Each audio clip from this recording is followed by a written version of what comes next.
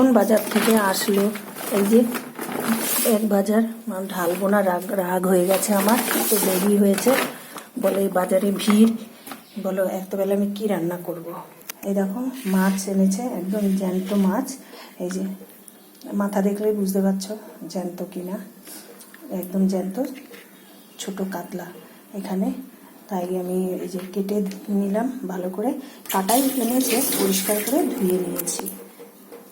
আর এই মাছ আমি আজকে রান্না করব, একদম গরম, হালকা হালকা গরম আছে, পাতলা ঝোল রান্না করব আলু আর এই পটল দিয়ে।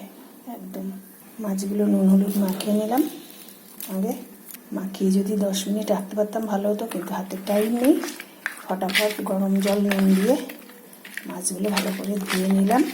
রান্না তো করতে হবে, খেতেও হবে, রাগ করে বসে থাকলে তো হবে না, বলো বন্ধুরা, হবে কি বলো।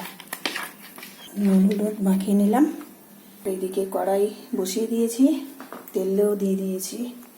তেলের ভিতরে একটু নুন দিয়ে দিই, তাহলে মাছগুলো লাগবে না। আর একটু হলুদ, মাছগুলো দিয়ে দিই।